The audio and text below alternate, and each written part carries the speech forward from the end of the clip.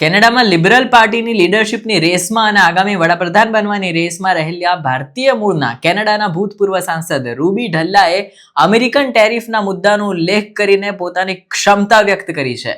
Ruby ઢલ્લાએ બુધવારે x પરની એક પોસ્ટમાં જણાવ્યું હતું કે તે એક બિઝનેસ વુમન છે અને દેશને અત્યારે એવી વ્યક્તિની જરૂર છે જે એક સક્સેસફુલ બિઝનેસ ચલાવી શકતું હોય અને સારી ડીલ કેવી રીતે કરવી એ જાણતું હોય.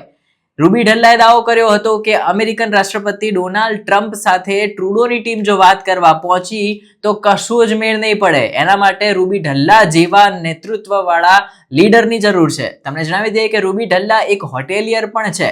કેનેડામાં તે 3 વખત સંસદ સભ્ય તરીકે ચૂંટાયા છે. કરિયરના શરૂઆતના દિવસોમાં તેમને મોડેલિંગના ક્ષેત્રમાં પણ પોતાનું નસીબ અજમાવ્યું હતું. તેવામાં રૂબી ઢલ્લાએ પોતાને ડોનાલ્ડ ટ્રમ્પ જેવા સ્માર્ટ કહ્યા છે. તેમણે એક પોસ્ટમાં લખ્યું છે કે અત્યારે ટેરિફ આવી રહ્યા છે. ટ્રમ્પ સત્તા સમજે છે અને ડીલ કેવી રીતે કરવું એ પણ જાણે છે. જરા કોલંબિયાને જ તમે જોઈ લો. ટ્રમ્પ એક બિઝનેસમેન છે અને હું એક બિઝનેસ વુમન છું. કેનેડાની એવી વ્યક્તિની જરૂર છે જેમને સફળ બિઝનેસ ચલાવ્યો હોય અને જે કેનેડિયનો અને આપણા દેશ માટે સારો સોદો એટલે કે ડીલ કરી શકે.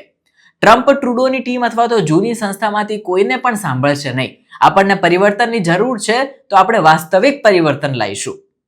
રૂબી ઢલ્લાએ શા માટે ટેરિફનો જ ઉલ્લેખ કર્યો? તો આના ઉપર જોઈએ તો યુએસ પ્રમુખ ડોનાલ્ડ ટ્રમ્પે તાજેતરમાં કેનેડાને ચેતવણી આપી હતી કે તેની સરહદ દ્વારા યુએસમાં ઘૂસણખોરી અને ડ્રગની દાણચોરીને મંજૂરી ન આપે અન્યથા તેને ઉચ્ચ ટેરિફના સ્વરૂપમાં પરિણામોનો સામનો કરવો પડશે. કેનેડાએ પણ ટેરિફ અંગે ટ્રમ્પની ચેતવણીનો જવાબ આપ્યો હતો. હવે રૂબી ઢલ્લાએ પણ આ મુદ્દે પોતાની ક્ષમતા બતાવીને લોકોનું ધ્યાન કેન્દ્રિત કર્યું છે.